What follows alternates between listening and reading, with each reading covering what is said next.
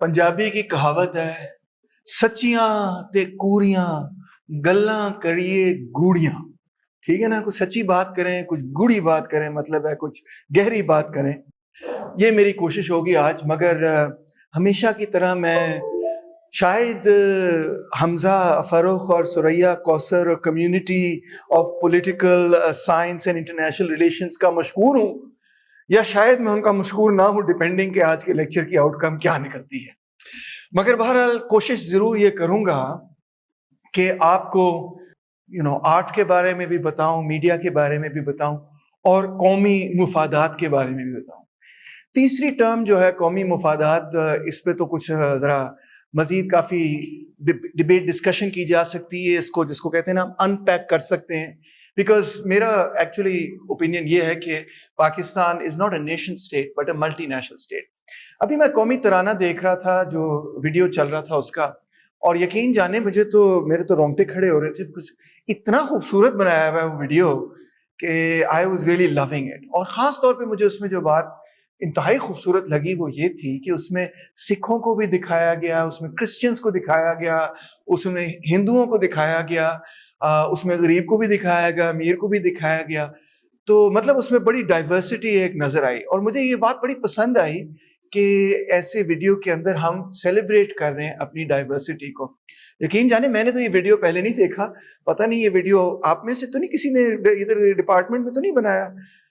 बहरहाल जिसने भी बनाया मुझे उसका पता जरूर भेजें, मैं उसको एक ईमेल डालूंगा कि यार that was really wonderful, because I am proud of Pakistan, I am Pakistan and Pakistan is part of me. चाहे मुझे उसकी हुकूमत से इख्तलाफ हो, सियासत वक्त से इख्तलाफ हो, रियासत वक्त से इख्तलाफ हो, मगर हज़ारों सालों की तारीख मेरी रगों में है, और मेरी रगों के अंदर जो खून है वो शायद हज़ारों सालों की तारीख के साथ जुड़ा है और रहेगा। तो इस वजह से मैं अपने आप को अपनी जड़ों से अलहदा नहीं कर सकता, और उसके बगैर सोच भी नहीं सकता। तो इसलिए मैं ये कहना चाहूंगा कि चले, नेशनल इंटरेस्ट पे तो डिबेट की जा सकती है, डिस्कशन की जा सकती है, because of two main reasons. एक तो मैं आपको बता चुका हूँ कि it's my view that Pakistan is a multi national state, और हमें इस चीज को रिकग्नाइज करने की बहुत अशद जरूरत है, जो कि इस वीडियो में रिकग्नाइज किया गया है। मजहबी एतबार से भी किया गया और एक्चुअली दूसरे एतबार से भी किया गया, and that's a wonderful thing, because the recognition of diversity is the only real and true foundation for real true unity. अगर आप डाइवर्सिटी को रिकग्नाइज करने के लिए ही तैयार नहीं है, तो मेरा ख्याल है फिर आप यूनिटी नहीं कायम कर सकेंगे।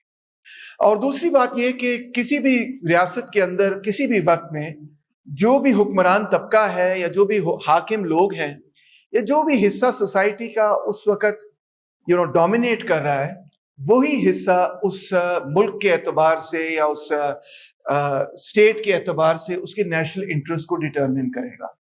तो नेशनल इंटरेस्ट का जो फ्रेमवर्क है वो बेसिकली एक रूलिंग क्लास का फ्रेमवर्क है। अब कभी कभार इसका ये मतलब नहीं कि हर रूलिंग क्लास बड़ी बुरी है, कभी कभार रूलिंग क्लास जो है वो ऐसी कौमों की रूलिंग क्लासेस होती हैं जो बड़ी प्रोग्रेसिव होती हैं, सोसाइटी को बहुत आगे लेकर जाती हैं, बड़ा प्रमोट करती हैं।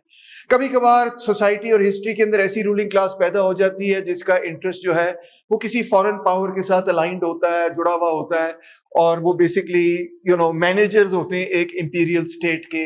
कभी कभार ऐसी रूलिंग क्लास पैदा हो जाती है जो अपने तरीका कार में इतनी फंसी हुई होती है, उसमें से बाहर ही नहीं निकल सकती, कि उसके नतीजे में हो सकता है कि कई कई सदियों की स्टैग्नेशन हो जाए, जैसे बेजेंटीन एम्पायर के बारे में लोग अक्सर कहते हैं। तो रूलिंग क्लासेस चेंज करती हैं, और कभी कभार ऐसी रूलिंग क्लास भी पैदा हो जाती है जो कि मेहनत कश तबके से उभर कर सामने आती है, और वो मेहनत कशों की नुमाइंदगी कर रही होती है, खुद मेहनत कश जो है वो रूलिंग क्लास बन जाती हैं, इन विच केस फिर सिचुएशन बिल्कुल और हो जाती है।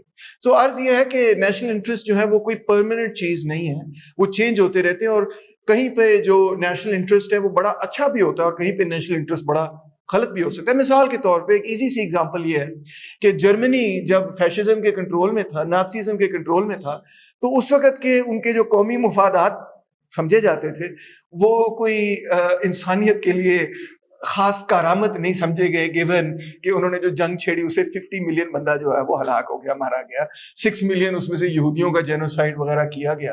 तो if I was in the 1930s in Germany and somebody was asking me to make a presentation on the national interests of Germany as defined at that time, तो obviously फिर मैं उसमें थोड़ा सा कतराता और घबराता और कहता कि शायद हमें कुछ और चीजों के बारे में भी सोचना चाहिए।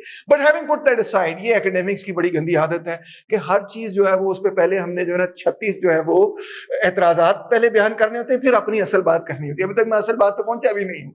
तो बहरहाल एतराजात जो है वो साइड पे रख के, क्वालिफिकेशन साइड पे रख के, दूसरी चीज है आर्ट्स एंड मीडिया, और इसकी भी हमें डेफिनेशन करने की जरूरत है, बिकॉज अक्सर लोग जो है वो मीडिया को तो मेरे ख्याल समझते हैं, तो जराए अबलाग हुए, you know means of communication हुए, जिसके जरिए आप हजारों लोगों तक अपनी बात नहीं, लाखों लोगों तक अपनी बात पहुंचा सकते हैं, करोड़ों लोगों तक अपनी बात पहुंचा सकते हैं।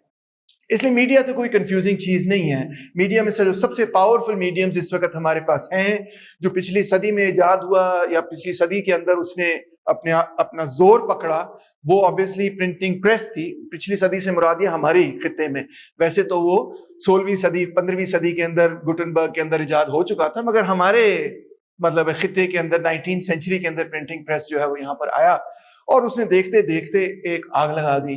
खास तौर पे आपको दिलचस्प बात ये बताऊं कि इस्लामिक रिवाइवलिज्म का लिटरेचर और इस्लामिक रिवाइवलिज्म की तहरीक और प्रिंटिंग प्रेस का बहुत आपस में चोली दामन का साथ है, यानी कि करीबी ताल्लुक है। इनफैक्ट अगर वो प्रिंटिंग प्रेस इंडिया में ना आया होता तो इतनी बड़ी इस्लामिक रिवाइवलिस्ट मूवमेंट हमें बड़े सगीर में ना मिलती।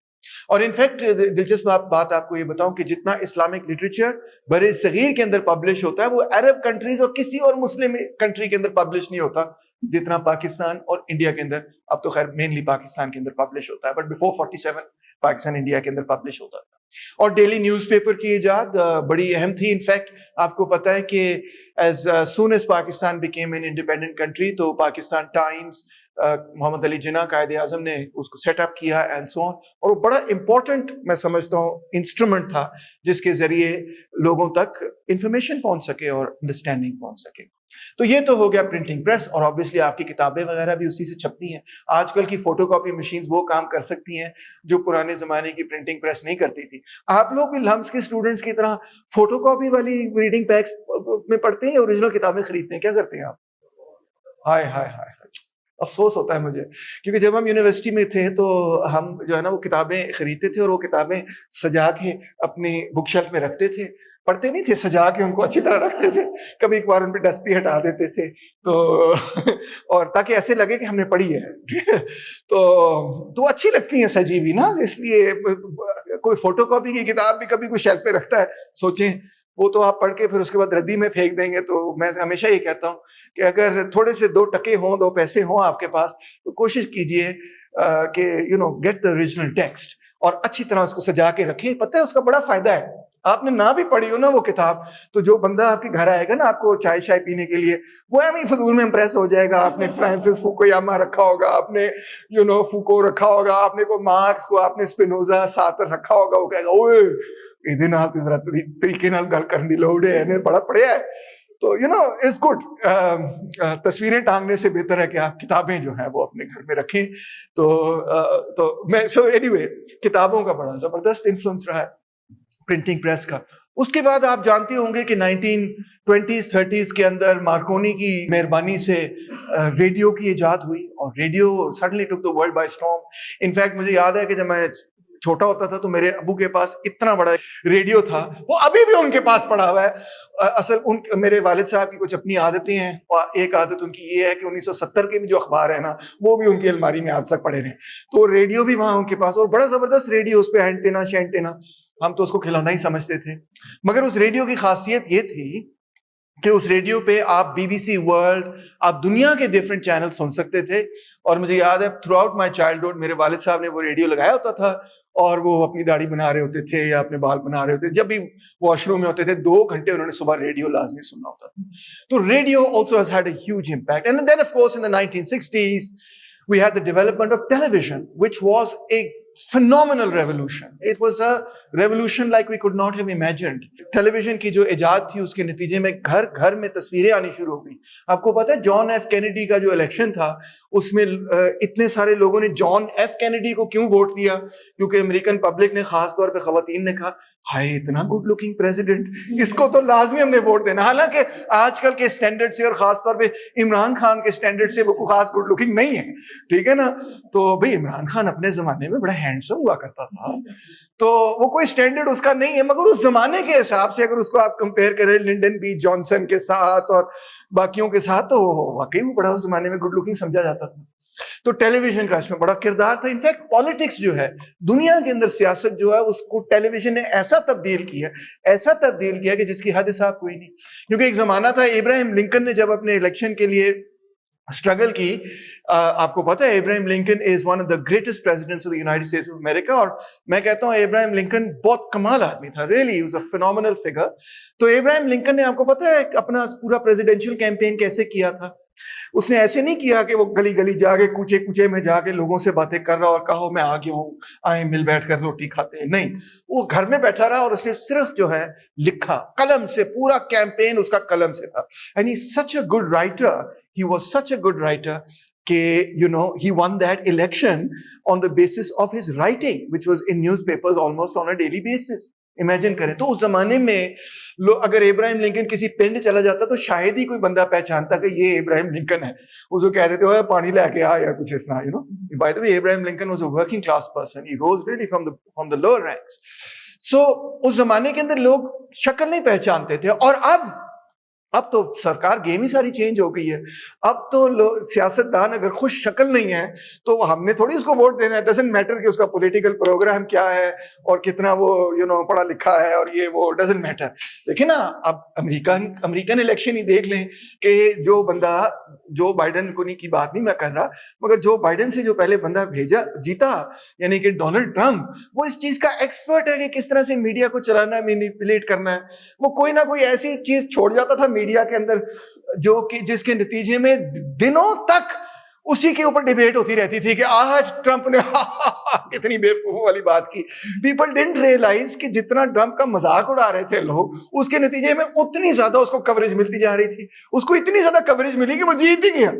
कैसी जबरदस्त बात है। मैं कहता हूं मीडिया वाइज तो डोनाल्ड ट्रंप से ज्यादा मेरा ख्याल है अक्लमंद इस वक्त कोई यूएस कैंडिडेट उस जमाने में नहीं था। अब तो खैर वो कैंडिडेट ही नहीं, but you get my understanding. तो media plays a very big role. In fact recently और भी इसमें दिलचस्प किस्म की बातें, मगर अब आपकी जनरेशन जो आई है, क्योंकि मेरी जनरेशन जब मैं आपकी उम्र का था तो उस जमाने में ईमेल भी नहीं थी। ये बता परेशान हो गया, कह रहा सर ये आप कौन सी सदी में पैदा हुए थे? 1902 में पैदा हुए थे। तो this is the truth, email भी नहीं थी। पहली दफा जब मैं कॉलेज में पढ़ रहा था, जब मैं आपकी उम्र का था, तो पहली दफा उस जमाने में जब इंटरनेट बना तो किसी ने कंप्यूटर पे इंटरनेट खोल के मुझे दिखाया। उसने कहा तैमूर ये देखो इंटरनेट, में अमेरिका में पढ़ रहा था उस वक्त। मैं कही क्या बेकार सी चीज है, इसमें क्या है, कुछ भी नहीं पढ़ा। तो क्योंकि उसमें कोई इंफॉर्मेशन ही नहीं थी। 4 तो पूरी वेबसाइट थी उस जमाने में जब मैंने देखा, चलो शायद 4 से थोड़ी ज्यादा हो, but you get the picture. और देखते देखते अब आप देखें कि internet has taken over the world. So the latest and the most powerful form of media that we see today of course is social media, जो कि हर बंदे के फोन पे है। अब पाकिस्तानी जो हैं, I think the latest statistics are के 100 million Pakistanis out of 250 million, जिसमें से अक्सर बच्चे हैं और कुछ बूढ़े हैं, मगर 100 मिलियन से ज्यादा पाकिस्तानियों के पास स्मार्टफोन भी है और 4G टेक्नोलॉजी भी है, जिसके नतीजे में वो हर वक्त इंटरनेट के साथ कनेक्टेड है। और इंटरनेट पे वो क्या कर रहे हैं, एक दूसरे के साथ बिल्लियों की तस्वीरें और कुत्तों की तस्वीरें शेयर कर रहे हैं। कितना इंटेलिजेंटली उसको इस्तेमाल कर रहे हैं। बट द पॉइंट इज कि ये बिल्लियों और कुत्तों की तस्वीरें शेयर करते करते ही आप लोग एक ऐसे तरीके से एक दूसरे के साथ कनेक्ट हो रहे हैं कि जो कि तारीख में, इंसानी तारीख में टोटली अनप्रेसिडेंटेड चीज है। टोटली ऐसी चीज कभी देखी ही नहीं गई कि इंस्टेंटेनियसली मैं किसी ऐसे बंदे से बात करूं जो चीचा वतनी में क्या, वो टिम्बकटू में बैठा हो, और फ्री में बात करूं और जितनी मर्जी बात करूं, जितनी। वो अलग बात है कि मैंने उसे बात ये करनी कि मैंने भी उसको गाल निकालनी, उसने भी मुझे गाली निकालनी, मैंने भी उसको इंसल्ट करना, उसने भी मुझे इंसल्ट करना है, और हम दो बड़े खुश हो गए इस बात पे, वो अलग बात है। बट द पॉइंट इज कि we are communicating with each other on a scale that has never been seen in history before. And this is changing the way in which we are sharing information. This is changing the way in which we are thinking about the world entirely. और आप लोग, आपकी generation को मैं कहूँगा कि आप native हैं social media के. You are the natives to it. यानी कि I was not born into social media. You were born into social media. मेरी जो छोटी बेटियां हैं, एक की उम्र 8 साल है, एक की उम्र 6 साल है, और वो दोनों जो है मतलब यूट्यूब और ये वो सब कुछ, वो अलग बात है कि मैंने यूट्यूब एडल्ट्स खत्म किया हुआ, सिर्फ उनको यूट्यूब किड्स दिया हुआ है, मगर वो इस्तेमाल करती हैं आईपैड और फोन वगैरह and so on, so they have grown up with it. So this is going to cause a world revolution. मैं अभी से आपको बता रहा हूँ, आप परेशान नहीं होना, घबराना नहीं, जिस तरह इमरान खान ने कहा था। मैं आपको ये बता रहा हूँ कि इनकलाब होने लगा दुनिया के अंदर। जी हाँ, अगर आपको इस बारे में नहीं पता तो मैं ऑलरेडी आपको बताता हूँ कि जिस तरह गुटनबर्ग प्रेस के नतीजे में यूरोप के अंदर पूरी यानी कि एक एनलाइटनमेंट और एक पूरी तब्दीली रूनुमा हुई, जिससे यूरोप की पूरी तारीख तब्दील हो गई उस टेक्नोलॉजी की वजह से। तो इसी तरह मैं समझता हूं कि इंटरनेट टेक्नोलॉजी की वजह से एक ग्लोबल रेवोल्यूशन 1-2 जनरेशंस में आ जाएगा। फिक्र ना करें, वो क्या होगा मुझे नहीं पता, हो सकता है उसमें यही हो कि हम एक दूसरे के साथ बिल्लियों की तस्वीरें शेयर करते रहें और एक दूसरे को गालियां निकालते रहें, वो अलग मसला है। क्या होगा आई डोंट नो, मगर होगा जरूर, बिकॉज इतने बड़े पैमाने पर इस किस्म इस लेवल पर इंफॉर्मेशन शेयरिंग सिटीजन्स के दरमियान अगर हो रही हो, तो गवर्नमेंट्स, मैं आपको बता रहा हूँ, हुक्मरान तबके के लोग और ऊपर वाले लोग और हाकिम लोग जो हैं वो इंतहाई परेशान है। वो कहते हैं ये किसी तरह we have to get ahead of this and control it, वरना आप लोग आपस में पता नहीं क्या बातें करके कौन सी साजिश उनके खिलाफ कर देंगे। वो बहुत परेशान है लोग, कभी उनकी रिपोर्ट्स पढ़े इस मामले में। तो ये है जनाब आली मीडिया लैंडस्केप। आखिर में पहली टर्म डिफाइन करूंगा, वो है आर्ट्स। आर्ट के हवाले से हमारी सोसाइटी में बहुत ज्यादा कंफ्यूजन पाई जाती है। उसकी एक वजह यह है कि पाकिस्तान में आर्ट है ही बहुत कम।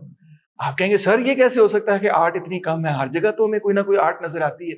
मगर मैं आपको आपके सामने ये बात मुकदमा रखना चाहूंगा कि जिस चीज को हम आर्ट समझते हैं दर हकीकत वो एंटरटेनमेंट है, और हम आर्ट और एंटरटेनमेंट में फर्क नहीं करते, हम उन दोनों चीजों को एक ही समझते हैं। तो मिसाल के तौर पे कुछ बहुत एंटरटेनिंग चीजें होती हैं। मिसाल तौर पे एक बंदा था, उसने गाना लिखा 1 pound fish very very nice, come by fish 1 pound fish. Oh my God, वो वाई दिस कोलावारी डी से भी ज्यादा हिट हुआ, वायरल हिट था। मिलियंस ऑफ लोगों ने वो 1 पाउंड फिश वाला गाना जो है शेयर किया। लंदन में वो बंदा था, मच्छी बेचता था, तो वो इतना बड़ा हिट हो गया। तो मगर मैं क्या उसको आर्ट की कैटेगरी में डालूंगा? Probably not, right. तो आर्ट की कैटेगरी में मैं क्या चीज डालूंगा? मैं वो चीज डालूंगा जो मुझे सोचने पर मजबूर करती है, नंबर 1, और नंबर 2 जो कि एस्थेटिकली बहुत ही ज्यादा डेवलप्ड है। जिस तरह शिकवा और जवाब शिकवा अल्लामा इकबाल की लिखी हुई खूबसूरत तरीन जो पोइट्री है, और जिस तरह से नुसरत फतेह अली ने उसको अदा किया है, ओ माय गॉड, जब मैं शिकवा और जवाब शिकवा पढ़ता हूं तो मेरे रोंगटे खड़े हो जाते हैं। It's just absolutely mind blowing वो चीज है। Is that art? Absolutely that is art. तो आर्ट जो है और एंटरटेनमेंट में बहुत फर्क है। जस्ट बिकॉज कोई बंदा गाने गाता है डजंट मीन कि वो आर्टिस्ट है। हाँ, उसमें एक आर्ट का पहलू जरूर है, मगर वो एंटरटेनिंग भी वो एंटरटेनर भी हो सकता है। अच्छा, बाय द वे आपको दिलचस्प बात ये बताऊं कि बहुत सारे जो अच्छे तरीन म्यूजिशियंस हैं वो ज्यादा एंटरटेनिंग नहीं होते। वो बैठे होते हैं कर रहे होते हैं, आप बोर हो जाते हैं, ठीक है ना। और बहुत सारे जो बड़े एंटरटेनिंग म्यूजिशियंस हैं वो एज म्यूजिशियंस को बड़े खास म्यूजिशियंस नहीं होते, वो बड़े ऑर्डिनरी लेवल के म्यूजिशियंस होते हैं। मिसाल तौर पे एक अब मजेदार किस्म का जोक है कि जो एक रॉक म्यूजिशियन है वो 3 कॉर्ड बजाता है 30,000 लोगों के सामने, और जो एक जैज म्यूजिशियन है वो 30,000 कॉर्ड बजाता है 3 लोगों के सामने। तो दोनों में बहुत फर्क है। पॉपुलर म्यूजिक अक्सर बहुत इजी और सादा होता है, इजी टू प्ले होता है। मेरी अपनी मौसीकी फ्रेंकली जो मैं लिखता हूं, जो मैं कंपोज करता हूँ, इट्स वेरी इजी मौसीकी, कोई उसमें कॉम्प्लिकेटेड बात नहीं, ना कुछ स्केल चेंजेस हैं, ना कोई बड़ी कॉम्प्लिकेटेड चीज है। मगर मैं इस चीज को रिकग्नाइज करता हूँ कि एज एन आर्ट फॉर्म अगर मैं वाकई एज ए सीरियस म्यूजिशियन और आर्टिस्ट बनना चाहूं तो मुझे वो सारे राग, वो सारी डिफरेंट टोनैलिटीज, वो सारी डिफरेंट इडियम्स को एक्सप्लोर करना होगा, और डिफरेंट कॉन्सेप्ट्स को, रिदम पैटर्न्स को, इन चीजों को एक्सप्लोर करना होगा। जिस तरह एक आर्टिस्ट मुख्तलिफ कलर्स के साथ खेलता है, उसी तरह एक म्यूजिशियन जो है वो मुख्तलिफ रागों के साथ खेलता है, ठीक है। So that is what art is. Art is not necessarily just entertainment और things that make you allow you to enjoy yourself. गौर कीजिए, मैं एंटरटेनमेंट के नोट कीजिए, मैं एंटरटेनमेंट के खिलाफ नहीं हूं। एंटरटेनमेंट, खुशी, हंसी, मुस्कुराना, इंसान की जिंदगी में खुशियां बांटना, ये इंसान की जिंदगी का बहुत अहम हिस्सा है, ठीक है। हम सारे जो है वो अरस्तु सही कहता था, प्लेटो गलत कहता था। प्लेटो कहता था बस रुखे सुखे दानिश्वर बन जाओ, वो नहीं हो सकता। हमें अपनी जिंदगी में ऐसी चीजें चाहिए जिसके नतीजे में मुंह पर मुस्कुराहट आए। उसके बगैर आप साइकोलॉजिकली डिरेंज हो जाएंगे, आप डिप्रेस हो जाएंगे, आप मर जाएंगे। Man is an emotional, human beings are emotional beings. To take care of the emotions is very important. And what entertainment does is of course it makes you light hearted, it makes you enjoy life, and it's a good thing if it's done in the right way, of course. Agar usme koi toxic ya buri baat na ho, if it's done in a good way, it's wonderful, it's beautiful. But art is not necessarily entertainment. Art can even leave you shaking in your limbs and thinking, "Hai, ye maine kya dekh liya?" अजीबो-गरीब किस्म की चीज, आप दरवाजे से बाहर जाए, आपको रात को नींद ही ना आए, मैं कहूंगा वो जबरदस्त किस्म, वो भी जबरदस्त किस्म का आर्टिस्ट हो सकता है। या हो सकता है कि आप बहुत खुश हो। Art is not committed to making you emotionally happy. Art is only committed to two things. It is committed mainly to its own creative endeavours, its own aesthetic, and challenging you to think in a different way. So now that I've defined my 3 terms, which shows you that I'm a very typical academic who can't start any lecture without defining his terms and presenting qualifications, let's get down to business, shall we? What is soft power? एक बहुत important writer है जिसका नाम है Joseph नाई। तो उसने concept दिया सॉफ्ट पावर का कॉन्सेप्ट, और वो ये था कि the ability of a state or of a society to obtain a preferred outcome by attraction rather than coercion or force. Soft power वो चीज है कि जिसमें आप दूसरी किसी रियासत को या रियासत के लोगों को या दूसरी किसी सोसाइटी को कन्विंस कर लेते हैं कि भाई ये काम होना चाहिए। इस वजह से नहीं कि आप उनके सर के ऊपर को हथौड़ा लेके खड़े हुए और ये कहते हैं कि सदाम हुसैन हमारी बात नहीं मानी तो सैंक्शन लगा देंगे, बम गिरा देंगे, नहीं। बल्कि और इस वजह से भी नहीं कि आप उनके खिलाफ कोई और साजिश करें, उनकी हुकूमतें गिराएं या उनके खिलाफ जंग करें या जो भी। None of these things. This is hard power. Soft power क्या है कि you convince the other person कि this is in your best interest to do this, and you convince them not necessarily even by logical arguments. You convince them by an emotional feeling. Emotional feeling क्या है? England के बारे में या south Africa या India के बारे में या बांग्लादेश के बारे में, जब हम क्रिकेट मैच बांग्लादेश से आते हैं, हारते हैं, तो हम कहते हैं खैर अपने भाइयों से हार रहे, नो बिग डील है जी। तो इसका मतलब हमारी एक इमोशनल फीलिंग है। मगर जब हम इंडिया से हारते हैं तो हमारे लिए ऐसे होता है जैसे हम जंग हार गए हैं। ये कैसे हम इंडिया से हार सकते हैं? हम अपसेट हो जाते हैं, इमोशनली हम डैमेज हो जाते हैं। हम कहते हैं नहीं, अब इनको इमोशनल डैमेज देंगे। So we have different attitudes towards different countries. And what determines those attitudes? One thing, of course, can be clearly religion. I think another thing can be a shared history, like Bangladesh and Pakistan have about 25 years of shared history. But there can be many, many other things. So what are some of the other things that define this? Well, I'll give you an example कि cold war के दौरान America ने और CIA ने अपनी soft power को बखूब इस्तेमाल किया। आपका ख्याल होगा कि शायद हॉलीवुड का मकसद यही है कि बहुत सारे पैसे कमाएं और ये करें और वो करें, बट इनफैक्ट हॉलीवुड उनके लिए एक बहुत बड़ी सॉफ्ट पावर का टूल है यूनाइटेड स्टेट्स ऑफ अमेरिका के लिए। और कोल्ड वॉर के दौरान हॉलीवुड का एक बड़ा अहम किरदार था कि वो कम्युनिज्म को डिफीट करे।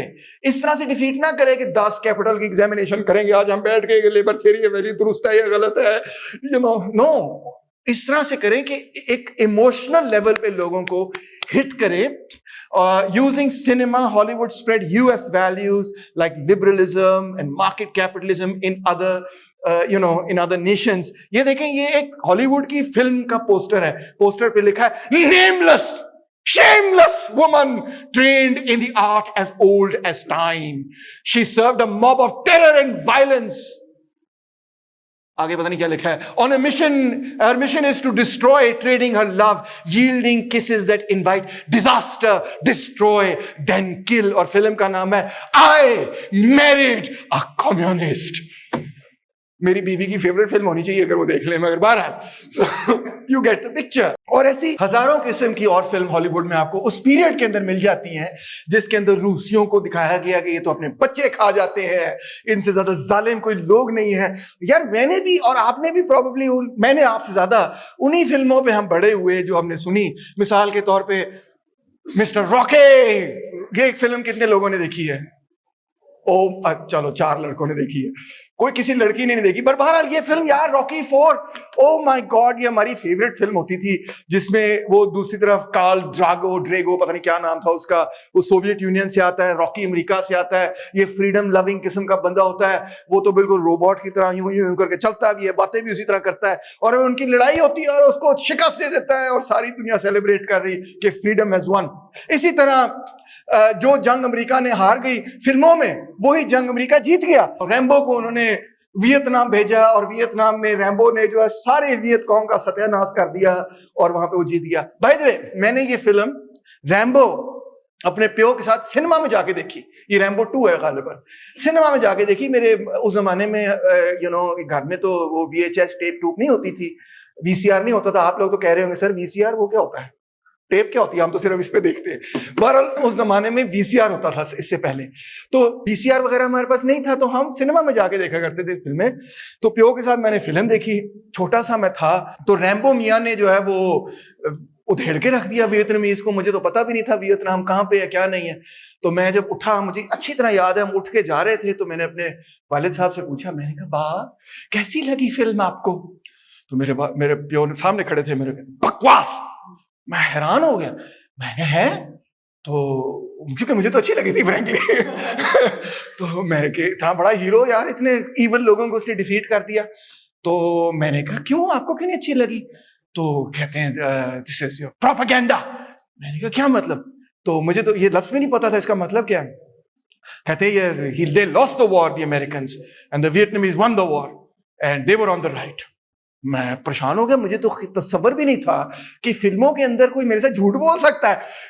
ज्यादा सादा आदमी था, मानता हूं आप लोग मेरे से ज्यादा अक्लमंद है, मगर बहरहाल पहली दफा मुझे ख्याल आया कि फिल्मों के अंदर, कल्चर के अंदर भी लोग जो हैं वो अपना एजेंडा लेकर जो है वो आगे बढ़ते हैं। बाद में फिर बहरहाल मैंने खुद ही इस आइडिया को टेकअप करके लाल बैंड बना लिया, बोला था किस्सा कहानी किसी और को सुनाऊंगा।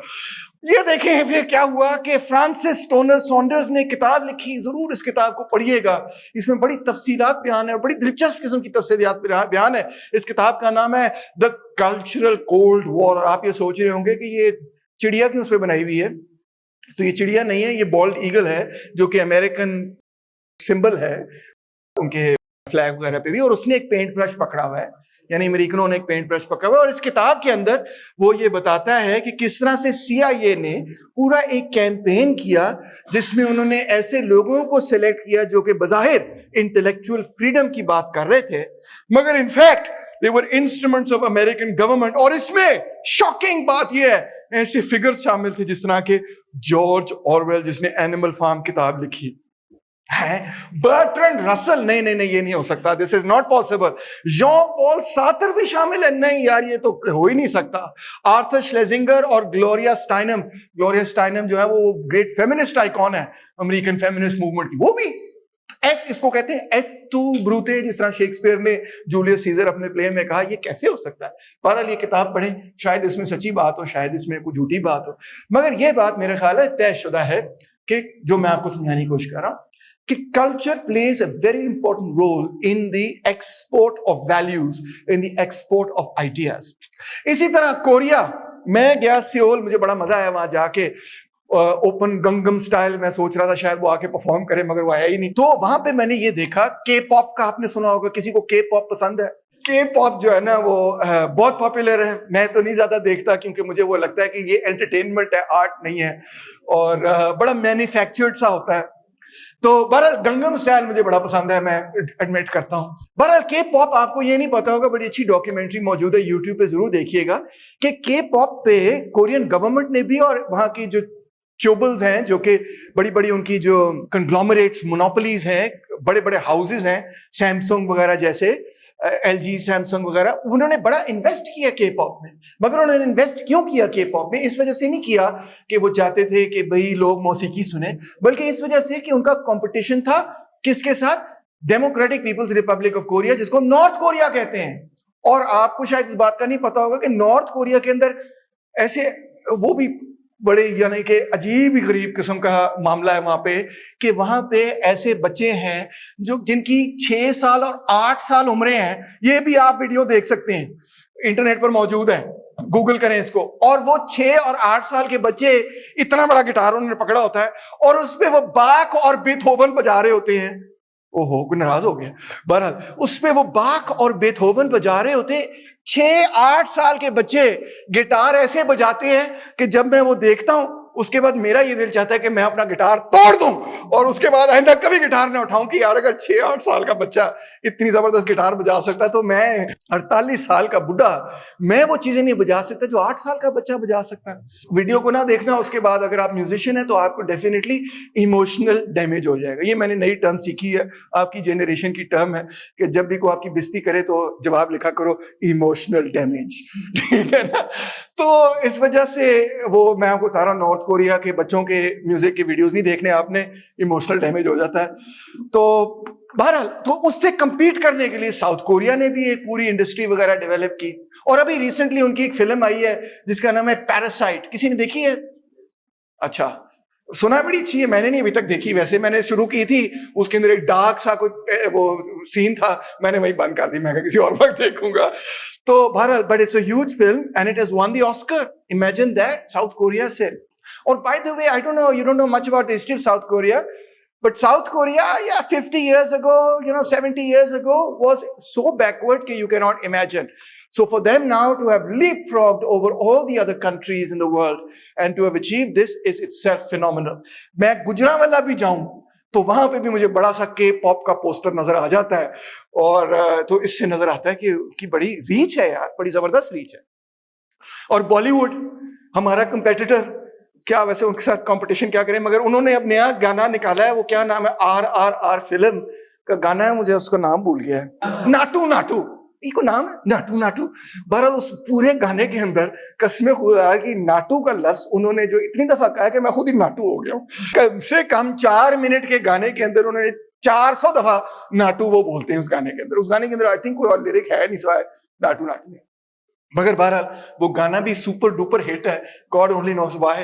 और उसके साथ वो फिल्म भी सुपर डुपर हिट है और ऑस्कर भी जीत चुकी है। मैंने अभी तक वो फिल्म देखी नहीं, उसका ट्रेलर देखा था। उसमें एक बंदा जो है वो शेर की को कुसून मार रहा था। मैंने कहा बस इधर ही ठीक है, खत्म, आगे नहीं देखनी फिल्म। तो बहरहाल but Bollywood is huge, it is so huge कि मुझे नाइजीरिया में देखा जाता है भाई, अफगानिस्तान में देखा जाता है, यकीन करो या ना करो, ऑस्ट्रेलिया में, न्यूजीलैंड में, अमेरिका में, और अब चाइना के अंदर भी देखा जाता है। इनफैक्ट चाइनीज को वो जो फिल्म नहीं थी पीके, वो इतनी हिट है चाइना के अंदर जिसकी हद साहब कोई नहीं।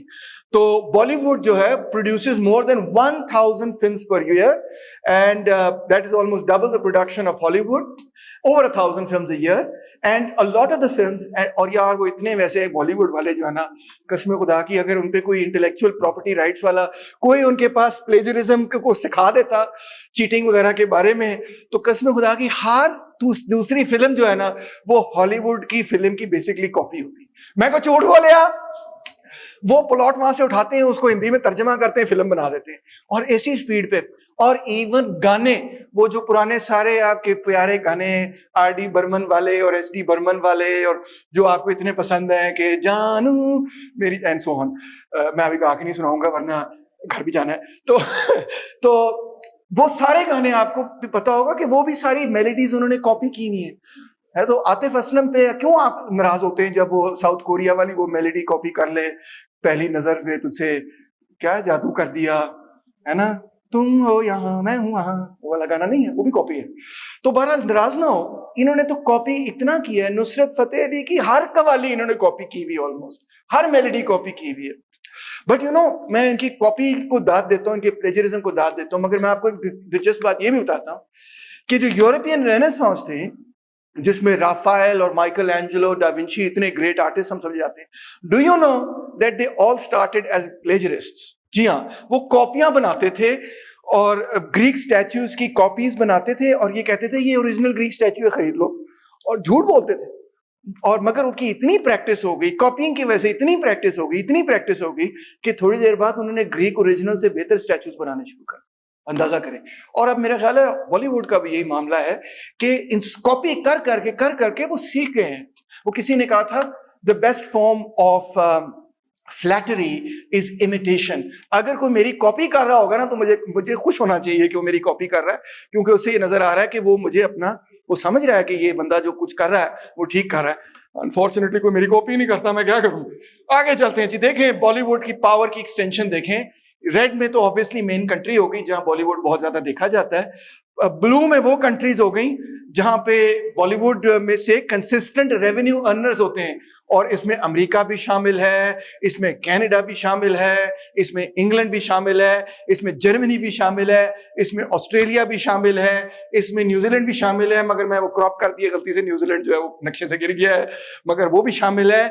और इसमें वो ओमान है, या मुझे लगता है वो ओमान है या पता नहीं क्या है वो, हाँ, या दुबई है, यूएई है, थैंक यू, यूएई भी शामिल है, और ओ माय गॉड पाकिस्तान भी शामिल है। तो यहां भी आपको पता ही कि लोग जो हैं वो इतनी फिल्में देखते हैं बॉलीवुड की कि अपने फिल्में देखते नहीं है, अक्सर बॉलीवुड की फिल्में देखते हैं, मौसीकी के हवाले से भी है। और चीन के अंदर इराटिक रेवेन्यू अर्नर्स अब वो चीन के अंदर भी फैल रहे हैं, so that's fantastic for them, because उनकी आउटरीच है ये, और उसकी वजह से मिलियंस ऑफ लोग जो हैं वो ये कहते हैं कि इंडिया बड़ा अच्छा है। अब मैं आपको एक एग्जांपल देता हूं कि एक दफा मैं लंदन में पढ़ रहा था, तो एक दफा की बात है जब मैं लंदन में पढ़ रहा था, तो पीएचडी कर रहा था मैं, तो मेरी एक ग्रीक दोस्त थी, तो मैंने सोचा कि इसको कुछ देसी कल्चर का उसको बड़ा शौक था, हर वक्त मुझसे पूछती रहती थी कि अच्छा कुछ मौसीकी के बारे में बताओ, पाकिस्तान की, कुछ इसके बारे में बताओ, कुछ उसके बारे में बताओ। तो मैंने सोचा, गलती कर दी, मैंने सोचा चलो इसको कोई इंडियन फिल्म दिखा देते हैं, करीब करीब ही है, थोड़ा सा मतलब है कुछ, तो हम चले गए कोई इंडियन फिल्म देखने। तो जब हम वो फिल्म देख रहे थे, आपको दिलचस्प बात ये बता रहा था, तो जब फिल्म देख के हम बाहर आए तो मेरी दोस्त ने ये कहा कि मुझे नहीं अच्छी लगी फिल्म। मैंने कहा शुक्र है तूने ये कहा, मुझे नहीं अच्छी लगी। तो मैंने कहा आपको क्यों नहीं अच्छी लगी? तो उसने कहा कि पूरी फिल्म ऐसे लग रहा था जैसे कि एक 3 घंटे की एडवर्टीजमेंट है कि इंडिया कितना खूबसूरत है और कितना अच्छा है और हम कितने अच्छे लोग हैं, सो। मैंने सोचा हाँ, इट्स वेरी क्रैश, ये तो क्रैश बात है ना। अगर कोई व्यूअर जो है वो ये देख ले कि भाई ये फिल्म का असल मकसद यही है कि ये प्रमोट कर रहा है इंडिया को, तो वो कामयाब नहीं है। मगर अगर आप ऐसी फिल्म बनाएं जिसमें लोग एंटरटेन होके आए और उसमें पॉजिटिव इमेज भी इंडिया की आ जाए, तो फिर लोग जो है रियलाइज ही नहीं करेंगे कि उन्होंने जो आइडियाज ऑब्जॉर्व किए वो क्या है। So that crash versus good propaganda, ठीक है। तो बहरहाल उनका बहुत बड़ा इन्फ्लुएंस है। अब मैं आपको ये बताना चाहता हूँ, कुछ इकोनॉमिक्स की बातें भी करता हूँ क्योंकि पॉलिटिकल इकोनॉमी मेरा फील्ड है, और उसमें आपको ये बताता हूँ कि इंडिया, आपको पता ही होगा, इस वक्त बहुत तेजी से आगे बढ़ रहा है, पाकिस्तान को पीछे छोड़ता चला जा रहा है, ठीक है। एक्सपोर्ट्स के हवाले से, ग्रोथ के हवाले से India is one of the fastest growing economies in the world right now, ठीक है। और उसकी one of the main drivers behind India growing so fast is of course foreign direct investment, जो कि बहुत बड़े पैमाने पर इंडिया में आ रही है। FDI is huge in India, but FDI, ये देखें एफडीआई का ग्राफ आपको दिखा रहा हूं कि 2001 के अंदर $4 बिलियन आ रहा है, फिर $6 बिलियन, फिर $5 बिलियन, फिर $4 बिलियन, फिर $6 बिलियन, फिर तकरीबन $9 billion, and then in 2006 to 7 boom it expands to almost $23 billion, $35 billion, $42 billion, goes all the way up to $62 billion every year. What is going on? Another graph that shows you the same thing, right? But from 2001 to 2017 you can see the same trend के 2005-6 के बाद कुछ एकदम से कोई ऐसे है जैसे कोई नलका खुल गया है, और उसके बाद एफडीआई इतने बड़े पैमाने पर आ रही जिसकी हद साफ होगी।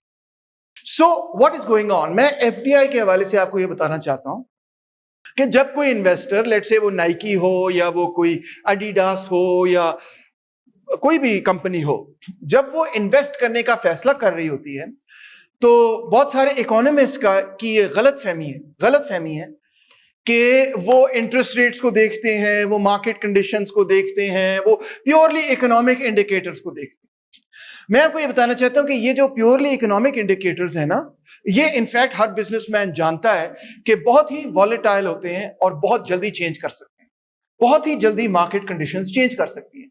साउथ कोरिया के हवाले से कौन प्रेडिक्ट कर सकता था 1997 के अंदर के एक साल के अंदर उनका इतना बड़ा करेंसी क्राइसिस हो जाएगा? कौन प्रेडिक्ट कर सकता था 2007 के अंदर कि 2008 के अंदर इतना बड़ा फाइनेंशियल क्राइसिस हो जाएगा कि मॉर्गन स्टैनली वगैरह जैसी बड़ी बड़ी जो कंपनीज हैं वो कोलैप्स हो जाएंगी? कोई प्रेडिक्ट नहीं कर सकता। इस वक्त का फाइनेंशियल क्राइसिस किसने प्रेडिक्ट किया? किसी ने नहीं। सो एक्चुअली इन्वेस्टमेंट क्लाइमेट जो होता है किसी कंट्री का, अगर उसको प्योरली इकोनॉमिक फिगर्स में आप देखें तो वो इतना क्लियर कट नहीं होता। और फिर दूसरी बात आपको ये बताऊं कि फ्रैंकली जो लोग इन्वेस्टमेंट डिसीजंस करते हैं, आपका शायद ये ख्याल हो कि वो बड़े कोई चार्टर्ड अकाउंटेंट हैं और बड़ी जबरदस्त किस्म की उनकी मैथमेटिक्स है। Not at all. हाँ, वो मैथमेटिशियंस और चार्टर्ड अकाउंटेंट्स को हायर जरूर करते हैं कि वो उनका डेटा करें, मगर जो लोग फैसला करते हैं वो कोई बड़े सोफिस्टिकेटेड मैथमेटिशियंस नहीं होते। डोनाल्ड ट्रंप की एग्जांपल देख लें आप, आपके सामने बहुत बड़ा कैपिटलिस्ट है, आपको लगता है कि वो बड़ा सोफिस्टिकेटेड मैथमेटिशियन है? नो। सो वो क्या करते हैं, वो जज करते हैं चीजों को कि इन्वेस्टमेंट क्लाइमेट जब वो देखना चाहते हैं, जब वो इन्वेस्टमेंट डिसीजन करते हैं, तो उनके माइंड के अंदर बहुत सारे फैक्टर्स जो है वो शामिल होते हैं। और एक फैक्टर उसके अंदर ये शामिल होता है कि उनकी इमोशनल फीलिंग्स क्या है towards the country in which they are investing. क्या वो इंडिया को ऐसे देखते हैं कि इंडिया जो है वो बड़ा खतरनाक किस्म का स्टेट है, बड़े ऐसे लोग हैं जो इंटॉलरेंट किस्म के लोग हैं, वहां मेरे पैसे खा जाएंगे, चोरी करेंगे, डाका मारेंगे, ये करेंगे, वो करेंगे, डिसऑनेस्ट किस्म के लोग हैं, करप्ट किस्म के लोग हैं? या वो ये देखते हैं, उनके जहन में ये पिक्चर आती है, इमेज आती है कि इंडियन लोग बड़े एक्सेप्टिंग हैं, बड़े लविंग हैं, बड़े हॉस्पिटेबल हैं, बड़े इनवाइटिंग हैं, बड़े टॉलरेंट हैं, बड़े अच्छे हैं, उनकी औरतें भी बड़ी खूबसूरत हैं, उनके मर्द बड़े बदसूरत हैं, सॉरी मर्द भी बड़े खूबसूरत हैं। जो भी उनके जहन में इमेज, इमोशनल इमेज आता है इंडिया के बारे में, that plays a very important and big role in their decision to invest or to not invest. So for instance, it's my view in fact that Bollywood has played a very significant role in creating an image about India as a tolerant society, as an inviting, hospitable society, as an investment-friendly society, as a society that's pro-West and pro-talking to people. Soft power का इसमें एक बहुत ही अहम किरदार है। और यही वजह है कि आप देखिए उनके लिए बहुत बड़ी कामयाबी है कि उन्होंने ऑस्कर में जब ऑस्कर को प्रेजेंट किया, दीपिका, और जब उन्होंने वहां पे ये डांस किया, तो आप तो इसको डिसमिस कर रहे होंगे, मगर उनके लिए ये एक बहुत बड़ी कामयाबी है कि ऑस्कर के प्लेटफॉर्म पे आके उन्होंने जो ये किया है उससे क्या हासिल करना चाह रहे हैं। What has been achieved? What has been achieved for India, of course, is this soft power for India कि look, we are aligned with you. इस वक्त इजराइल, इंडिया और यूनाइटेड स्टेट्स ऑफ अमेरिका एक दूसरे के साथ अलाइन हो गए। हालांकि इंडिया जो है 48 से लेके मोदी गवर्नमेंट तक एंटी इजराइल पोजीशन उनकी होती थी, प्रो पैलेस्टीनियन पोजीशन होती थी। जी हाँ, ये भी आपको शायद नहीं पता होगी बात, कांग्रेस पार्टी जितनी देर इख्तिदार में रही है वो एंटी इजराइल रही है और प्रो यासिर अराफात रही है और प्रो पैलेस्टाइन की मूवमेंट रही है। हैरान कौन बात है ना। तो but so it's now completely changed. So now let's come to the final thing. Pakistan की हार्ड पावर बहुत है। We have a lot of hard power. By hard power, of course, we mean your military, your government, your ability to coerce.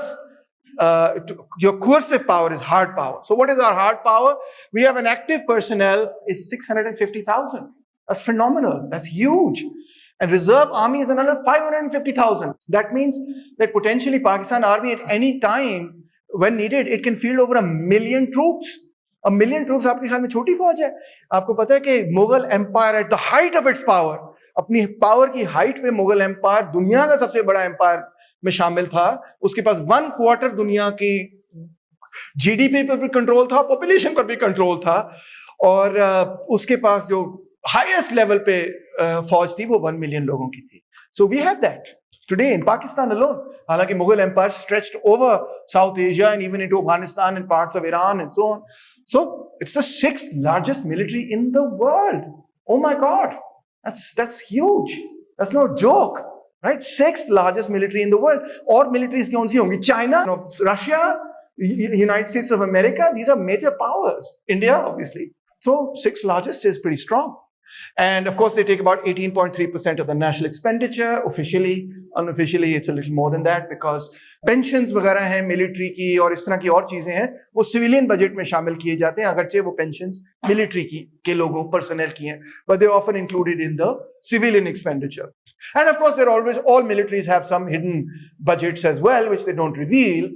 We know that पूरी दुनिया में ऐसे होता है. Also, it's the 6th largest contributor to the United Nations peacekeeping efforts. 4,500 personnel are deployed overseas, etc. That can easily be raised or lowered, etc. And let's not forget, we are a nuclear state. Okay, that's no small thing यार. हम अक्सर समझते हैं कि भूल ही जाते हैं शायद. I don't know आप भूलते हैं या नहीं भूलते, मैं तो भूल जाता हूँ. Nuclear state, nuclear arm state, जिसके पास बहरहाल बिजली नहीं है मगर वो अलग किस्सा है, मगर न्यूक्लियर वेपन्स हमारे पास हैं. Okay, nuclear weapons. और जो हमारे पास न्यूक्लियर वेपन्स हैं वो हिरोशिमा नागासाकी वाले न्यूक्लियर वेपन्स से ज्यादा एडवांस न्यूक्लियर वेपन्स. वो जो हिरोशिमा नागासाकी वाली कभी आप फुटेज देखें तो एक इंस्टेंट के अंदर जब वो बम गिरा, पटाख करके फटा, तो 1 लाख बंदा मर गया इन एन इंस्टेंट. उसके बाद कितने मरे वो नहीं हमें पता, कितने लोग जो है डिफॉर्म पैदा हुए और ये वो अलग किस्सा कहानी है, मगर एक बम से 1 लाख बंदा मर जाना छोटी बात नहीं है. So you can potentially kill millions with the nuclear weapons that we have. Millions. It's really a hugely destructive force. Oppenheimer जिसने न्यूक्लियर वेपन बनाया था, बनाने के बाद उसने कहा, I have become death, the destroyer of worlds. Now I am become death, the destroyer of worlds. I've become the destroyer of worlds. We can potentially kill all of humanity with these weapons. They're so strong. And we have them. So, hard power is huge. What about soft power? मैंने सोचा कि वो जो पुराना वाला मौला जट वाला poster है वो लगाओ. नया वाली मौला जट मैंने फ्रैंकली अभी तक देखी नहीं है. वो भी सुना है कि उसमें भी कोई टाइगर शाइगर के साथ बंदा जो है लड़ा होता है. मैंने नहीं भी देखी. बारह पुरानी वाली मौला जट मैंने देखी हुई है बचपन में. कितने लोगों ने पुरानी मौला जट देखी है यार? What a classic film it is. ठीक है ना. उसमें नूरी नथ का जो किरदार है ना, आज तक मेरे जहन से वो नहीं निकला. मेरे ख्याल में 6 साल का था मैंने जब देखी थी. प्रिजन में नूरी नथ बैठा होता है और उसको बंदा आके कहता है कि उसका जो दुश्मन होता है ना, वो क्या नाम है, उसकी वो टांग जो है ना काट देता है गंडासे से. कहता पहले तेरी टांग टक टक करती सी, हुन तेरी लत नूरी नथ नथ बोलेगी. हाय देखो रोंगटे खड़े हो गए. क्या एक्टर था यार वो, क्या डायलॉग था. उसके बाद of course they made 25 more of these. All of them were failures, flops. मगर बहरहाल Maula Jatt was huge. Do you know that Pakistan has produced over 10,000 movies since 1948? That's not bad. Over 8,000 films are in Punjabi, not in Urdu. So Punjabi really dominates. 6,000 are in Pashto, I think it says. 2,000 are in Sindhi featured level films. That's quite something.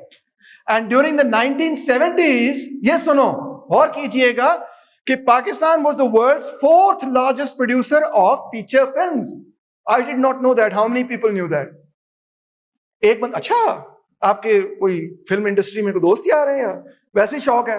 अच्छा, wow, तालियां होनी चाहिए आपके लिए. तो that's amazing यार. 1970 में 4th largest film producer in the world. मुझे तो नहीं पता था इस बारे में.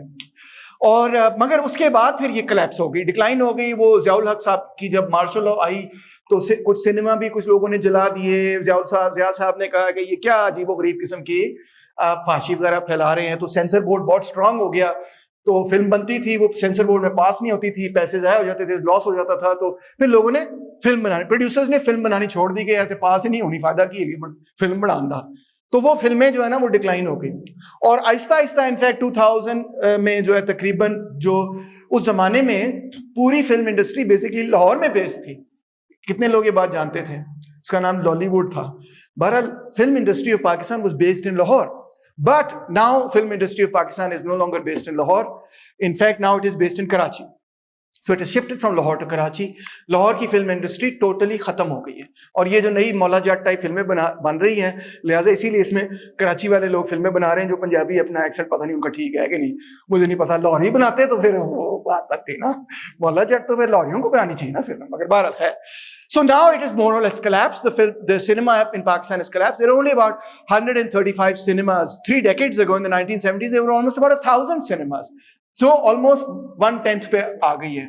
Cinemas भी और industry भी काफी बड़ा decline है. Okay, I included the other poster as well. मैंने कहा नाराज. ये वाली फिल्म कितने लोगों ने देखी है? सब कह रहे हैं मैं तो वेखांगा फिर मैं गल करांगा.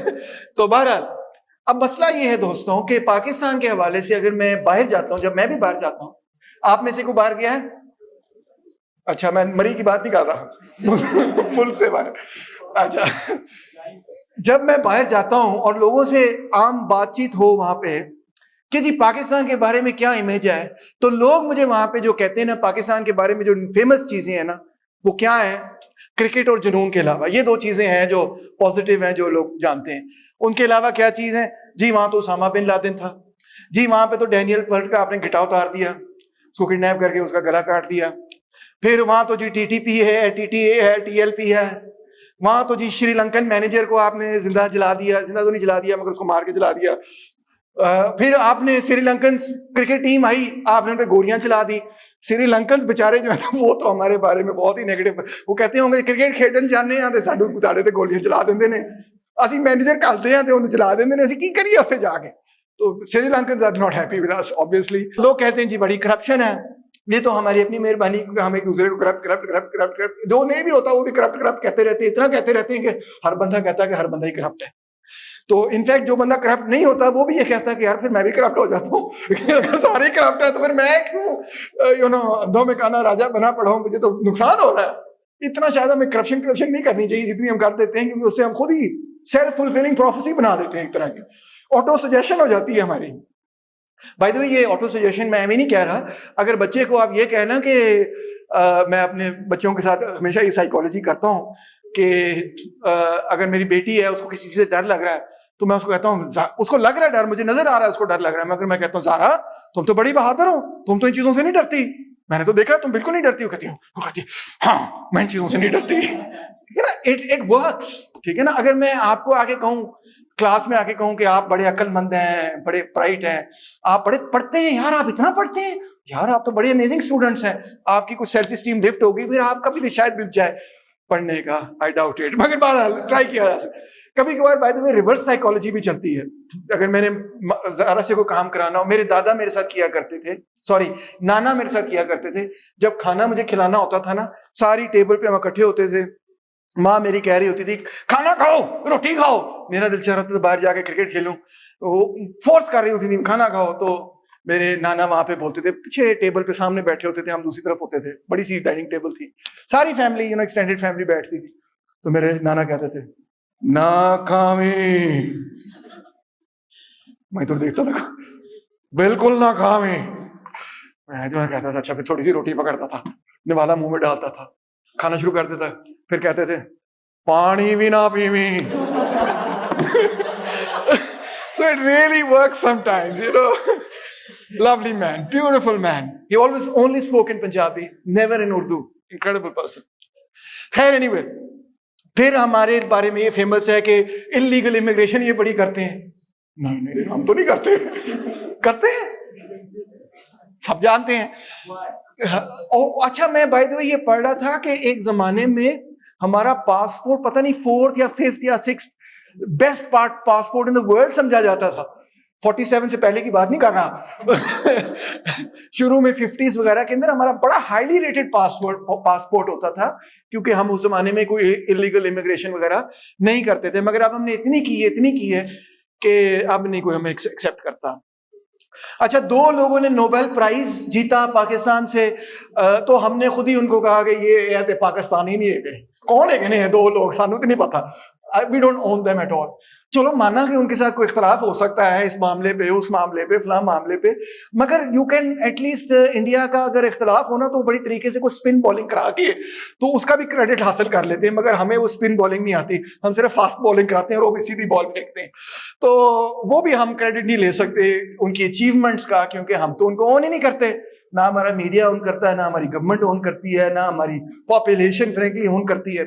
हालांकि 99.9999999% को पता ही नहीं है कि डॉक्टर अब्दुल सलाम का जो एक्चुअल थीसिस है वो अहमदीइज्म पे नहीं है, बल्कि वो स्ट्रॉन्ग और वीक न्यूक्लियर फोर्स पे है।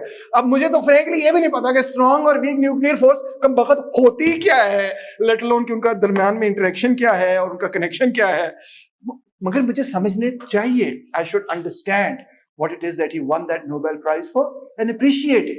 और बाकी चीजों पे ठीक है यार, नहीं एग्रीमेंट होगा, नो प्रॉब्लम, क्या मसला। और आखिर में सेक्टेरियनिज्म, तो सेक्टेरियनिज्म के भाई हम तो एक दूसरे को कत्ल कर देते हैं इस बुनियाद पे कि वो फलां हैं और वो फलां हैं। वो अभी पारा चिनार के अंदर जो वाकया हुआ, तौबा तौबा तौबा तौबा, ठीक है ना। इस तरह आपको पता ही है कितनी अरसे से जंग चल रही है, 80s से तकरीबन जंग चल रही।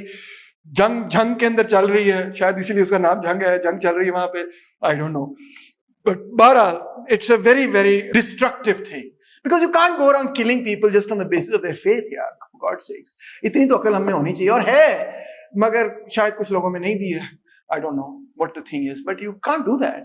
और anyway people are born into their faiths, ठीक है ना। मेरा क्या कमाल है कि मैं मुसलमान हूँ, कोई कमाल नहीं, मैं मुसलमान घराने में पैदा हो गया, मुसलमान हो गया। कोई क्रिश्चियन घराने में पैदा हो गया, वो क्रिश्चियन हो गया। जो शिया अहले तैशी में पैदा हो गया, वो अहले तैशी हो गया। जो हिंदू घराने में पैदा हो गया, वो हिंदू हो गया।